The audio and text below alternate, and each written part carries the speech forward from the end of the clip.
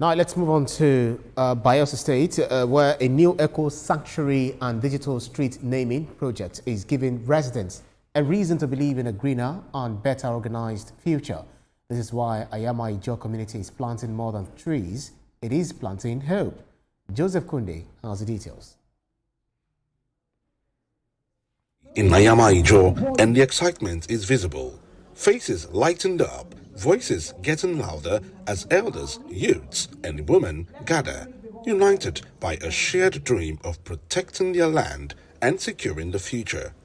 Environmental advocate Today Week flags off the Greater Ayama Eco Sanctuary Tree Planting Project, alongside a digital street naming initiative designed to bring the community into a digital age. If you're in Port Harcourt, you say you want to go to Ayama, all you need to do, you pay. The man will just go into his computer because this thing is already domiciled online. As soon as he clicks, it searches for a particular street in Ayama.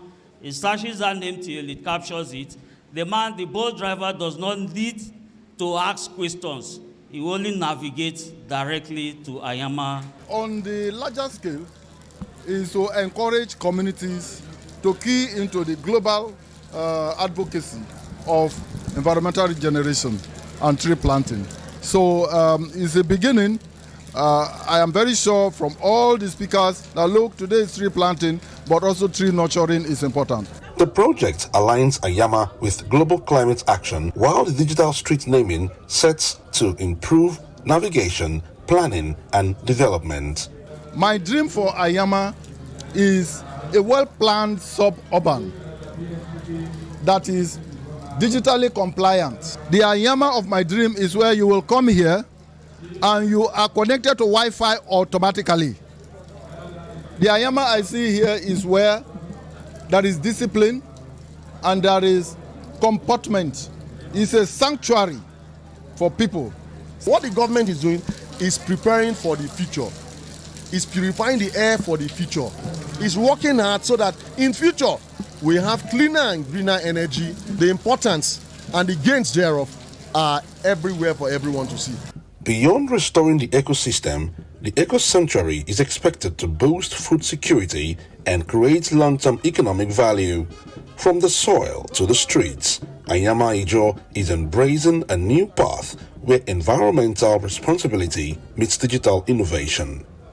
Joseph Kunde, TVC News, Ayama Ijo. TVC's Joseph Kunde is in Yenagoa and he joins me on the news. Joseph, you said the community was planting hope, but beyond the poetry, what exactly were they doing on the ground?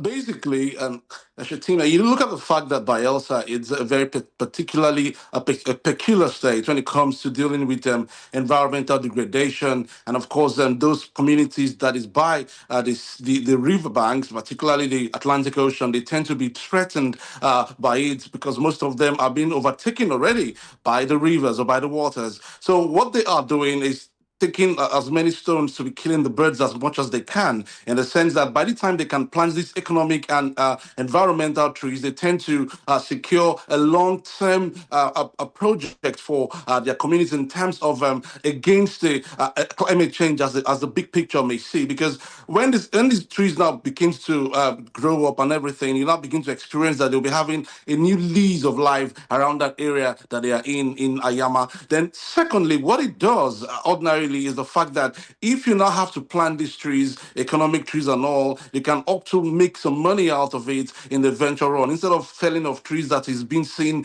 all over the place, they are trying to see how these things can be mitigated, particularly in Bayelsa State, so that we have more of land this time around, hopefully against the knowledge or the idea or the advice of having more waters around it. And yes, everybody came around it, and of course they believed in the ideology of it. So they have now said, okay. And another thing you should look at is that not about just planting the trees. These trees were actually given to owners, more like responsibility. Okay, you are in charge of these XYZ trees. And that means that whatever happens to the trees, you are going to be held responsible for it. So it brings a kind of responsibility as well, knowing that, okay, I am responsible for this particular tree to grow, not for me now, but for my community in the large sense. Absolutely. We actually grew up climbing trees up and down, not knowing that we'll be coming back to that era. of planting trees. Well, on the digital side, what exactly does digital street naming mean for a rural or semi-urban community like Ayama Ijo?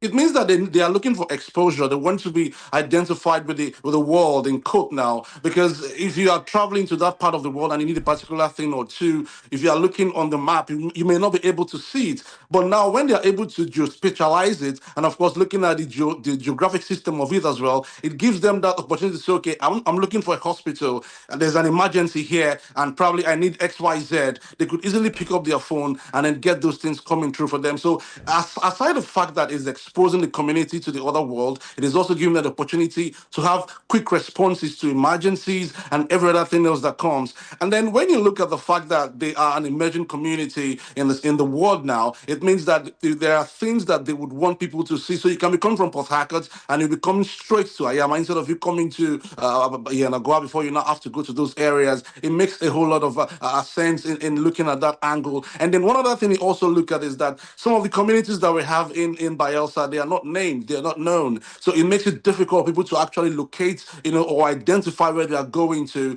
But when you have these things just specially identified and mapped out, it gives them a whole lot of ideologies. That's why they are saying, okay, we are looking at how we can make this community to become an urban community, a digital urban community. So they feel that one of the ways they can do that is to see how they can map it digitally, where they can now say, okay, we have a hospital here, or we have 5 hospitals here, we have this and that, the restaurants, the hotels, and everything, so that if in case you're coming to the town for this festive period, you wouldn't be looking or asking questions too much. You just have to go to your map and you're going to see everything right up there. That's a very beautiful initiative. It's one thing to bring different initiatives and another thing to follow you through. But then let's see how these, pans out as the trees, grow. TVC's Joseph Kunde, thank you so much for the update. Thank you. Now we take you to Adamawa State, where Governor Ahmed Fintiri is empowering 10,000 beneficiaries with 50,000 naira each under the Fintiri Business Wallet.